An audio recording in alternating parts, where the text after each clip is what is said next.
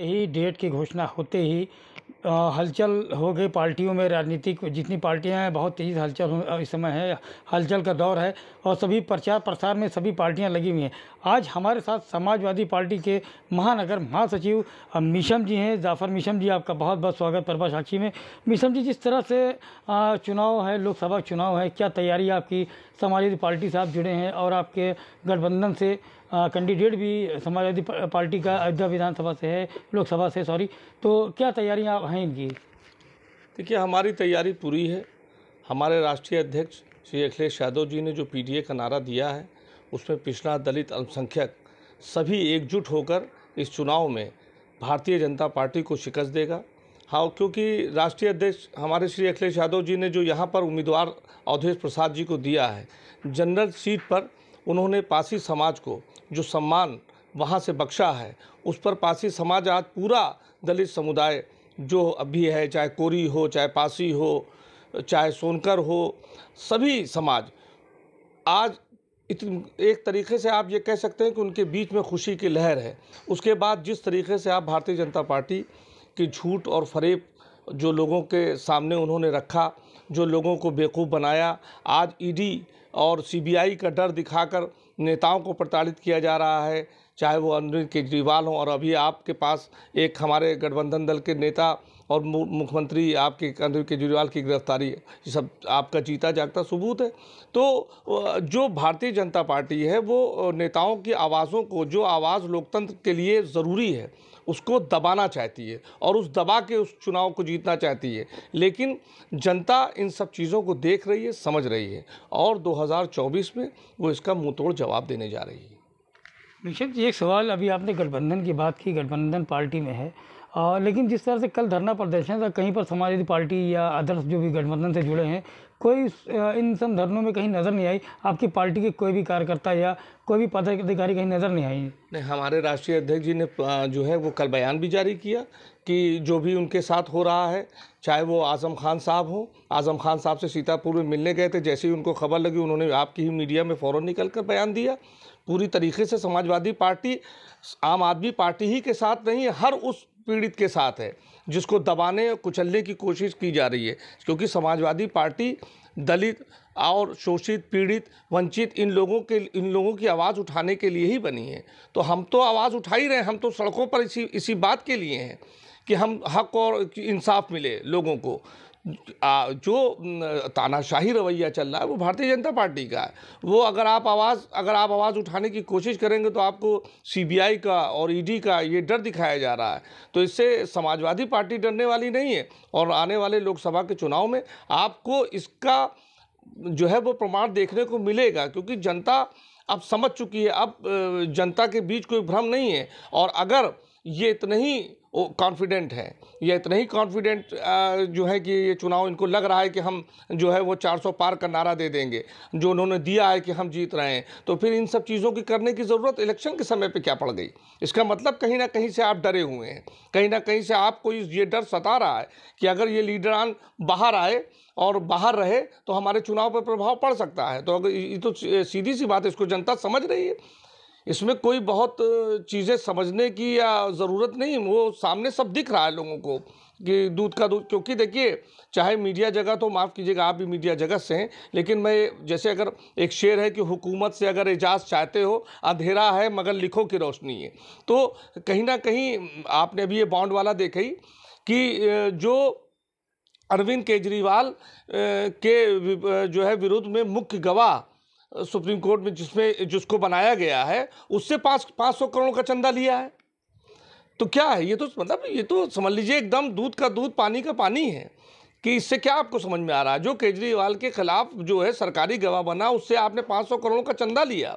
मीशम जी, 2 बार सांसदी जीते बीजेपी के कैंडिडेट लल्लू सिंह जी, तीसरी बार फिर टिकट दिया है। क्या लगता है, जिस तरह से अवधेश जी भी पुराने हैं और कैबिनेट मंत्री भी रह चुके हैं समाजवादी पार्टी से, तो क्या मतलब किस तरह की लड़ाई, क्या लगता है कि एक दूसरे का सामना, इसे टक्कर की लड़ाई मानी जाएगी इसको? देखिए, टक्कर की, अगर वो 2 बार सांसद रहे हैं तो ये 9 बार विधायक रहे हैं, 6 बार कैबिनेट मिनिस्टर रहे हैं और एक दलित परिवार से जिससे आते हैं मतलब उन्होंने जो राजनीति का सफ़र शुरू किया है वो बहुत ही गरीबी में, बहुत ही जो है वो पिछड़ापन देख के जो है शुरू किया है। तो वो शोषित वंचित जो भी लोग हैं वो चाहे अगड़े में हो, क्योंकि अब ये नहीं कहा जा सकता कि दलित ही शोषित है, पीड़ित है, ये नहीं कहा जा सकता कि अल्पसंख्यकी जो है शोषित पीड़ित है। आज जो है वो फॉरवर्ड वर्ग भी क्यों पंडित नहीं मारा जा रहा है, ठाकुर नहीं मारा जा रहा है। तो हर आदमी जो भी जो है पीड़ित है उसके साथ समाजवादी पार्टी पूरी तरीके से खड़ी, और अब की सब लोग मिलके उसमें अगड़ा पिछड़ा दलित सब लोग मिलकर जो है भारतीय जनता पार्टी को यहाँ से उखाड़ फेंकेंगे। क्योंकि हमारे पास जो कैंडिडेट अवधेश प्रसाद जी हैं वो यही नहीं, देश प्रदेश में इस टिकट का प्रभाव पड़ेगा, आसपास की सीटों पर जो है इस टिकट का प्रभाव पड़ेगा। क्योंकि जो है मेरे ख्याल से शायद इतिहास में पहली बार जनरल सीट पे किसी दलित को टिकट दिया गया हो। निशल जी, आपसे आखिरी सवाल, बीजेपी का हमेशा मुद्दा रहा राम मंदिर निर्माण। राम मंदिर निर्माण भी हो गया है, मंदिर भव्यता में भी आ गया है, लोग दर्शन पूजन भी करना शुरू कर दिए हैं। क्या लगता है कि राम मंदिर के नाम पर बीजेपी इसको भुना पाएगी? क्या लगता है? देखिए, राम मंदिर आस्था का विषय है।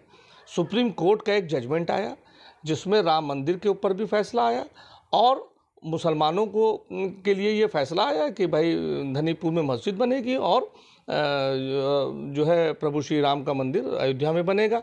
तो कोई डाउट तो अब है नहीं, चीज़ें क्लियर हैं कि जहाँ मंदिर भी बनेगा और मस्जिद भी बनेगा।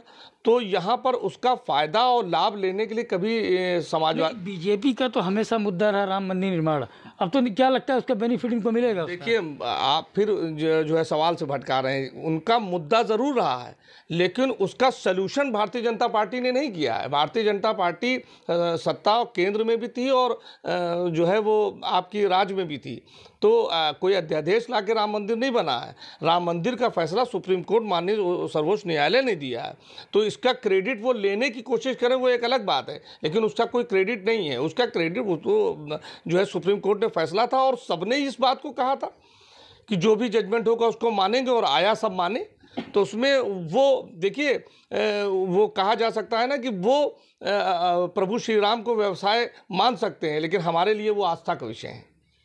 हमारे कड़कड़ में जो है वो प्रभु श्री राम बसे हैं। तो हम ये मेरी इबादत हो गई, चाहे मस्जिद में हम जाएं नमाज़ पढ़ें, चाहे मंदिर में हम जाएं पूजा करें, ये मेरी आस्था है। ये मेरा जो है वो कोई पेटेंट व्यापार नहीं है कि मैं उनका नाम लेके लगा के जो है वो जो है राजनीति करूं। भाई इबादत आपकी जगह मस्जिद है और मंदिर है, लोग जाएंगे वो पूजा भी करेंगे और नमाज भी अदा करेंगे। सभी पार्टी के लोग आए, यहाँ तक अरविंद केजरीवाल जी भी दर्शन किए, लेकिन अब तक अखिलेश जी नहीं आए, क्या बात है? नहीं, ऐसा कुछ नहीं है। अखिलेश जी ने जो है बयान दिया कि भाई वो सपरिवार आएंगे। तो फिर मैंने आपसे कहा कि हमारे लिए कोई राजनीति का मुद्दा जो है मंदिर नहीं है। वो तो भाई प्रभु श्री राम जी जो है वो ये तारीख थोड़ी ना तय की है कि आप मेरा दर्शन कब कर सकते हैं। मेरी जब मर्जी होगी तब हम आएंगे, तब दर्शन करेंगे। और हमारे नेता जो है, जो हमारे विधायक पवन पांडे से ज़्यादा, तेजनारायण पांडे से ज़्यादा कौन धार्मिक है? हर जो है वो मंगल वो हनुमानगढ़ी जाते हैं, दर्शन करते हैं। तो जो है वो फिर हमने कहा कि हमारे लिए दिखावे का विषय नहीं है कि हम आएँ और जो है वो उसका पूरा एक इवेंट बने और उसके बाद यहाँ से लेके जो है वो करोड़ों रुपया खर्चा हो सिर्फ उसको इवेंट बनाने के नाम पे। तो ये हमने फिर कहा कि हमारे लिए ये इवेंट का विषय नहीं है, हमारे लिए आस्था का विषय है। बीजेपी कहते हैं कि 400 पार, कि अभी चुनाव हुआ नहीं, वोटिंग हुई नहीं, तो कैसे किस बिहार पे वो कह रहे हैं कि 400 पार? किस तरह से? भाई ख्वाबों में एक हसीन सा सपना है आज भी। भाई हम ख्वाब देखना मना तो है नहीं, कोई भी देख सकता है। भाई 400 पार वो नारा इसलिए देना चाहते हैं कि उनको मालूम है कि जब 400 पार, अगर 400 पार जब सीट आएगी तो हम उस संविधान को और बदलेंगे। और लोग भी जानते हैं कि इनको क्यों किस बात के लिए जो है मेजॉरिटी चाहिए। भाई संविधान आज खतरे में है। आज संविधान को ये खत्म और नष्ट करना चाहती है। जो बाबा साहब अम्बेडकर साहब ने संविधान हम लोगों के लिए बनाया, लिखा गया, उसको नष्ट करना चाहती है। वो ऊपर के जो जिल्द है वो तो उस पर तो अम्बेडकर जी की मूर्ति वो फोटो रखना चाहती है, लेकिन अंदर के पन्नों को वो बदलना चाहती है। इसलिए वो 400 पार का नारा ये दे रहे हैं। लेकिन ऐसा वो हमने फिर कहा आपसे कि ख्वाब देखना मना नहीं है, बिल्कुल ख्वाब देखें, लेकिन जो हकीकत है वो जनता जानती है। और आंकड़े तो आप भी बता रहे हैं 40 पार, ये कैसे है? नहीं, हमारा ये कोई नारा नहीं है। 400 कहते हैं, आप 40 कहते हैं। नहीं, देखिए हमारे राष्ट्रीय अध्यक्ष जी ने कभी नहीं कहा, कोई आंकड़ा नहीं बताया कि हम 40 पार या हम 300 पार, हम 400 पार। बीजेपी को बोल रहे हैं कि 40 के पार नहीं कर पाएंगे। नहीं, ऐसा क्या है, वो 400 पार करने के बाद? ये हम नहीं कह रहे हैं, ये जनता कह रही है। आप जनता के बीच में जाएं और जनता जो विकास कार्य इन्होंने, अभी आपने यहाँ देखा रामपथ पे घोटाला, आपने क्या कम देखा? अभी यहाँ गुंडे बाजार चौराहे की रोड धंस गई थी, अभी जिस मोहल्ले से आप मेरे आ रहे हैं वहाँ पर रोड धंस गई थी। तो अभी तो विकास और दिखेगा जो इन्होंने कराया है, उसके घोटाले भी दिखेंगे। अभी आप प्राधिकरण में चले जाइए, प्राधिकरण में करोड़ों के घोटाले हुए हैं। अभी हम लोग एक बार किसी काम से गए हुए थे तो वहाँ पता चला कि करोड़ों के घोटाले हुए हैं। जो यहाँ पर आपकी जो लाइटें लगी हैं उस पर जो क्लम्प और एंगल है उसको पुराना लगा दिया गया और पेंट कर दिया गया। तो ये सब चीज़ें अभी दिख रही थी, धीरे धीरे जनता के बीच में आ रही है, आ गई है और आएगी। तो सब चीज़ें साफ़ हैं, सब चीज़ें साफ़ है और भारतीय जनता पार्टी का सुपड़ा यहाँ साफ़ होगा आपकी, क्योंकि जो हमारे पास कैंडिडेट है वो कोई जो है वो परिचय का मोहताज नहीं है। 9 बार वो विधायक रहे, 6 बार कैबिनेट मिनिस्टर रहे और अब की यहाँ की लोकसभा की जनता उनको संसद में भेजने का काम करेगी। एक बार चाहेंगे आप नाम वो बता दें? मैं हामिद जाफर मीसम, महानगर महासचिव समाजवादी पार्टी अयोध्या। बहुत बहुत शुक्रिया। देखिए हमारे साथ हामिद जाफ़र साहब जिन्होंने अपनी बात को शेयर किया। और जैसा कि मैंने बताया कि लोकसभा की तैयारी तेज़ी से है, सभी पार्टियां इस वक्त हलचल में, हरकत में हैं और सभी मतदाताओं को लुभाने में अपनी अपनी योजनाओं को बता रहे हैं।